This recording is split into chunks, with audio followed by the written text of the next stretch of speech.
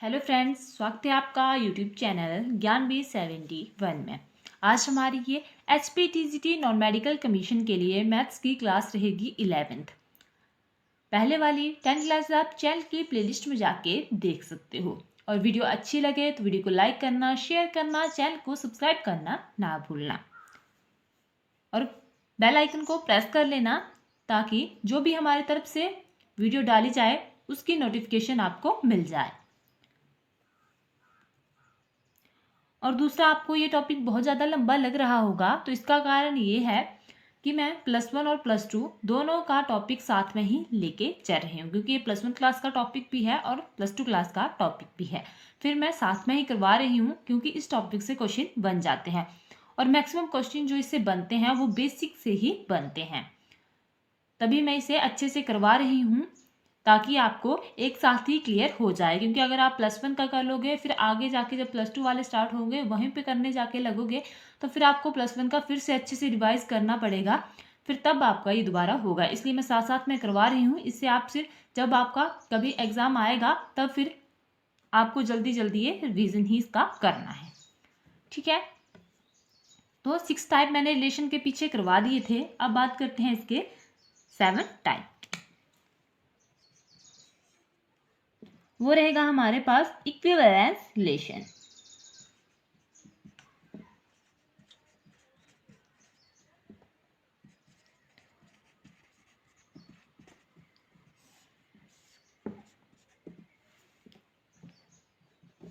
तो इसका मैं अगर आपको सिंपल सा बताऊं तो अगर हमारे पास कोई जैसे रिलेशन दिया गया होगा और बोला गया होगा कि आप बताओ कि ये सिमेट्रिक है, रिफ्लेक्सिव है, ट्रांजिटिव है, तो अगर हमारे पास वो रिलेशन तीनों कंडीशन को फॉलो करता है, मतलब वो रिफ्लेक्स भी होगा और सिमेट्रिक भी होता है और ट्रांजिटिव भी होता है, ये तीनों केसों में वो जो है इसके सारे कंडीशन को फॉलो करता है, तब वो वाला रिलेशन जो है वो इक्विवेलेंस रिलेशन होता है। ठीक है, फिर से बोल रही हूँ कि अगर हमारे पास कोई रिलेशन दिया गया हो, वो सिमेट्रिक भी होगा, अगर रिफ्लेक्सिव भी होगा और ट्रांजिटिव भी होगा, इन तीनों कंडीशंस को फॉलो करेगा इन तीनों की, तब वो वाला रिलेशन हमारे पास फिर इक्विवेलेंस रिलेशन होता है। डेफिनेशन मैं आपको अब बता देती हूँ इसकी।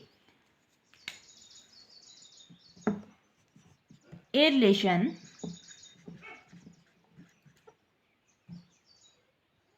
are in a set A is said to be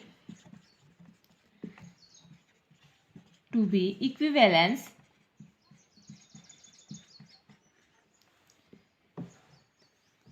relation if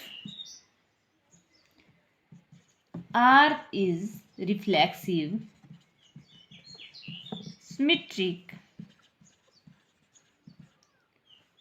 and transitive। तो यही बात मैंने बोली कि अगर कोई रिलेशन हमारे पास रिफ्लेक्सिव भी हो, सिमेट्रिक भी हो और ट्रांजिटिव भी हो, तब ऐसे रिलेशन को हम इक्विवेलेंस रिलेशन बोलते हैं। अब जो है ये आपका क्लियर हो चुका है। जितने भी रिलेशन के टाइप थे वो सारे के सारे मैंने करवा दिए हैं बहुत अच्छे से। बिल्कुल सिंपल लैंग्वेज में मैंने आपको इनको बताने की कोशिश करी हुई है, तो आपने भी अच्छे से इनको तैयार कर लेना है।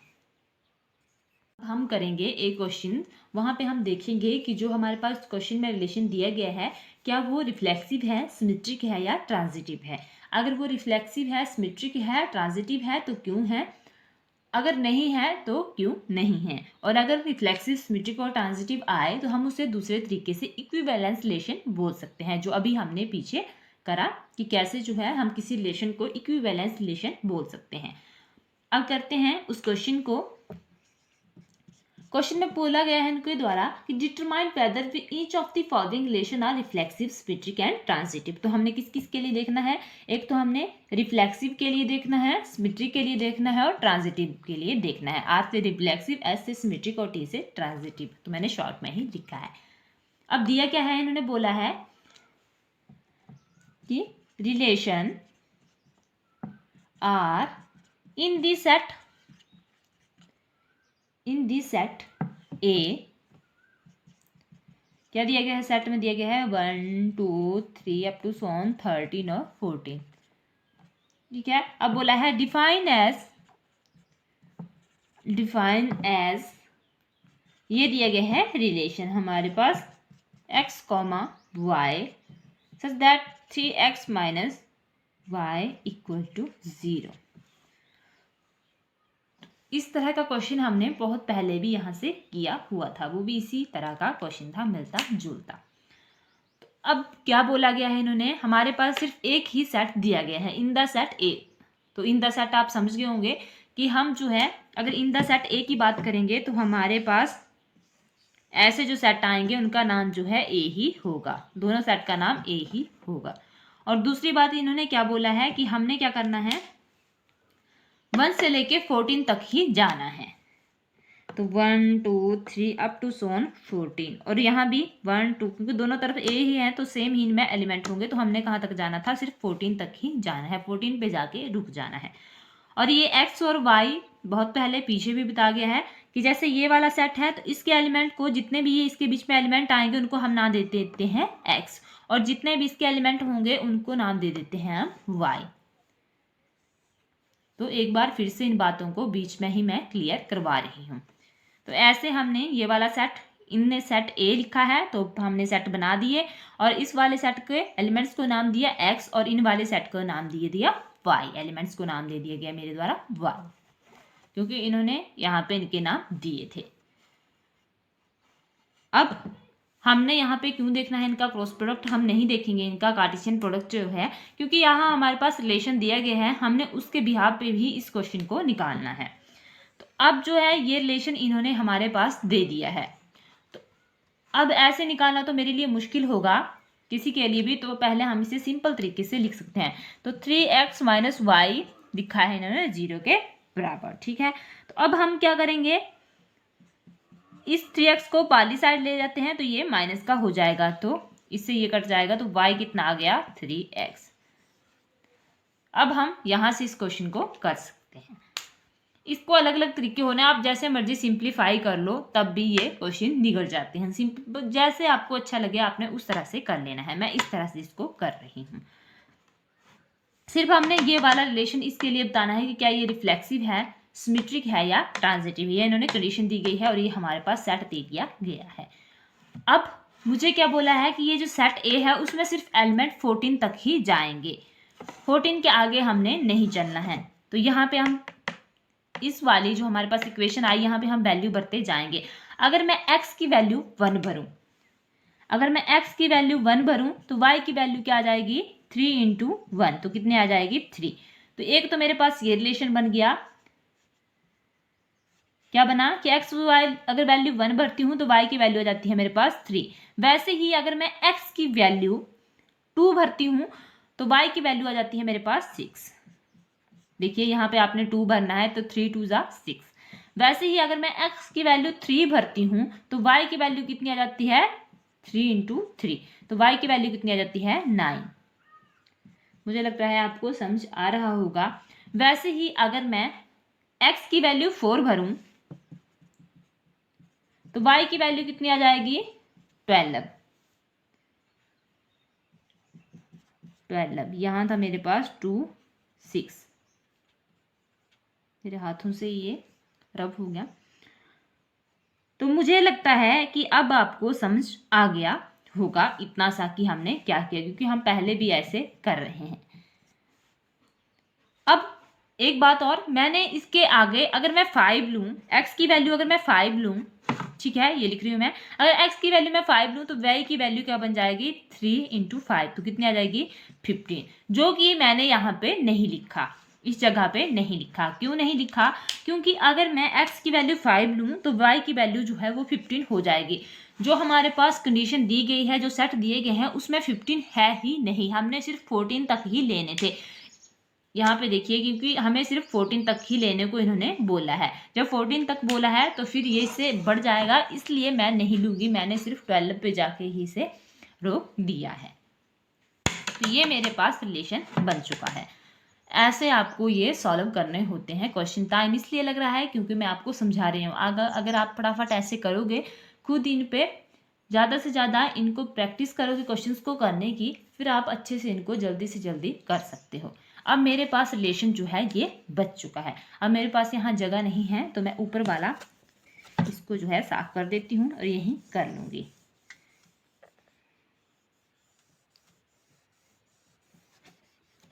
अब ये आया मेरे पास रिलेशन। अब मैंने बताना है कि क्या ये रिफ्लेक्सिव है। तो रिफ्लेक्सिव के लिए क्या कंडीशन थी हमारे पास कि जो भी हमारे पास ये सेट दिया होता है उसमें से जितने भी एलिमेंट दिए गए होते हैं उनका खुद के साथ मैपिंग होनी चाहिए। मतलब 1 है तो 1 1 होना चाहिए था, 2 है तो 2 2 होना चाहिए था, 3 है तो 3 3, 4 4 4 4, ऐसे अप टू सॉन 13 13 के साथ मैपिंग होनी चाहिए थी और 14 की 14 के साथ मैपिंग होनी चाहिए थी। और अदर जितने भी इनके बीच में आपस में अगर हम ए क्रॉस ए करेंगे और जो भी इनके कार्टेशियन प्रोडक्ट के बीच में ऑर्डर पेयर बच जाते हैं उनको भी साथ में लिख दिया जाता है, तो वो सारे के सारे हमारे पास रिफ्लेक्सिव रिलेशन में आते हैं। ये हमारे पास कंडीशन थी इसके लिए। पर आप देखिए यहाँ पे किसी का भी किसी के साथ कोई मैपिंग नहीं है, क्योंकि यहाँ पे 1 से लेकर 14 तक सभी की खुद के साथ मैपिंग होनी थी। मतलब यहाँ पे 1 1 होना था, 2 2 होना था, 3 3 होना था, वैसे अप टू सॉन 13 13 होना था, 14 14 होना था, 5 5 होना था, 6 6 होना था, जो इसके बीच में भी बच रहे हैं। पर ऐसा इसमें कुछ भी नहीं है। क्यों नहीं है वो भी मैंने आपको बता दिया। तो ये वाला जो रिलेशन है वो रिफ्लेक्सिव नहीं होगा हमारे पास। तो ये रिफ्लेक्सिव की कंडीशन भी इसने फॉलो नहीं की, तो ये रिफ्लेक्सिव नहीं है। अब नेक्स्ट की बात करूं मैं सिमेट्री के लिए। सिमेट्री के लिए क्या होता है कि जो हमारे पास ऑर्डर्ड पेयर आएंगे रिलेशन के बीच में, उस ऑर्डर्ड पेयर का वहीं पे ही उल्टा पाया जाना चाहिए। तो यहाँ पे देखिए रिलेशन में जो है 1 3 आया है तो कहीं यहाँ पे 3 1 नहीं है, 2 6 है 6 2 नहीं है, 3 9 है 9 2 नहीं है रिलेशन में, 4 12 है 12 4 नहीं है। सबसे बड़ी बात तो है कि अगर आप पहले को ही देखना, अगर पहले का ही नहीं मिला तो फिर उस क्वेश्चन को आगे करने की जरूरत नहीं है, सभी का देखने का जरूरत नहीं है, क्योंकि सभी की कंडीशन फॉलो होनी चाहिए। यहाँ पे 1 3 था तो इसी रिलेशन के बीच में 3 1 का होना जरूरी है। 2 6 है, मतलब जितने भी हमारे पास ऑर्डर पेयर दिए गए हो किसी रिलेशन के, उन सभी का उल्टा वहीं पे ही उसी रिलेशन में पाया जाना चाहिए। तो 1 3 का नहीं था तो हम सिर्फ एक का देख लेंगे, तब भी हमें पता चल जाएगा कि ये वाला जो है वो सिमेट्रिक नहीं है। तो ये सिमेट्री की कंडीशन को भी जो है वो फॉलो नहीं करता है, ये सिमेट्रिक भी नहीं है।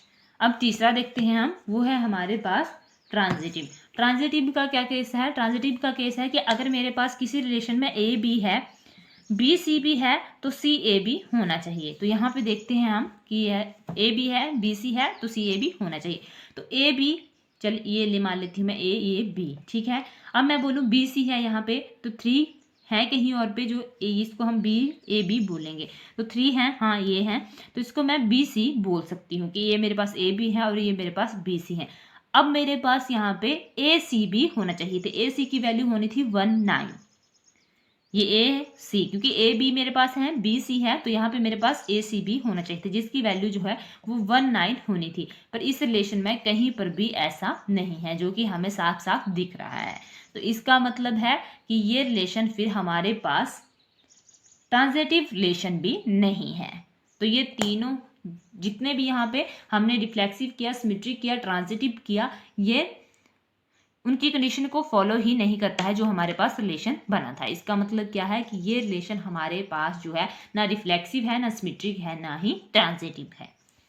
तो इसको हम इक्विवेलेंस रिलेशन भी नहीं बोल सकते हैं, क्योंकि ना तो रिफ्लेक्सिव है, सिमेट्रिक है, ना है ट्रांजिटिव है। अगर रिफ्लेक्सिव भी होता, सिमेट्रिक भी होता, ट्रांजिटिव होता, तब फिर हम इसे इक्विवेलेंस रिलेशन भी बोल सकते थे। हाँ, और दूसरी बात पहले भी बहुत बार बता चुकी हूँ, फिर से बता रही हूँ, अगर यहाँ पे 1 1 2 2 3 3 ऐसा कुछ होता, तब हम जो है उसे सिमेट्रिक में भी काउंट करते हैं और ट्रांजिटिव में भी काउंट करते हैं। वो केस आपको पीछे से ही पता है, तो इसको मैं रहने ही देती हूँ, क्योंकि पहले आपको समझा दिया गया कि अगर कहीं पे सिंगल 1 1 ही आए तो उसको हम सिमेट्रिक के केस में, अकेला जैसे किसी रिलेशन में 1 1 ही दिया गया, 2 2 कुछ भी ऐसा सिंगल ही दिया गया हो, तो फिर हम उसे काउंट करते हैं सिमेट्रिक रिलेशन में। ऐसा ही अगर ट्रांजिटिव का केस होगा तो वहां पे भी ऐसा ही करेंगे, पर यहाँ पे मैं इसको नहीं लिख रही हूँ, हमारा क्वेश्चन जो है वो पीछे ही खत्म हो चुका है। ये मैंने बातें आपको पहले समझा दी हैं, तो आपने यहाँ पे कंफ्यूज नहीं होना है, वहां से ही समझ लेनी है। हमारा क्वेश्चन सिर्फ यहीं तक ही खत्म हो गया कि ना तो ये रिलेशन सिमेट्रिक है, ना ही ये रिफ्लेक्सिव है, और ना ही ट्रांजिटिव है। फ्रेंड्स, पूरी कोशिश करती हूँ मैं अपनी तरफ से समझाने की, और आपने भी प्रैक्टिस किया करना है, आपको अच्छे से ये समझ आ जाएगा। ठीक है। अगर आप और बोला करोगे कि आप हमें और क्वेश्चन दे दो, तो मैं फिर अलग से पेज पे क्वेश्चन लिख के आपको दे दिया करूंगी, और जो पेपरों में आए हुए क्वेश्चन है, इससे पहले जो कमीशन में आए हुए हैं, वो मैं कोई क्वेश्चन नहीं छोड़ती हूँ। जो जो भी मुझे पुराने पेपरों में आए हुए क्वेश्चन मिलते हैं, वो मैं सारे के सारे साथ के साथ ही, जब भी उससे रिलेटेड कोई टॉपिक करवा रही होती हूँ, उससे रिलेटेड कोई कॉन्सेप्ट करवा रही होती हूँ, तब वहीं पर ही करवा देती हूँ, ताकि आपको फिर कंफ्यूजन क्रिएट ना हो, आपका क्वेश्चन साथ साथ में ही क्लियर हो जाए।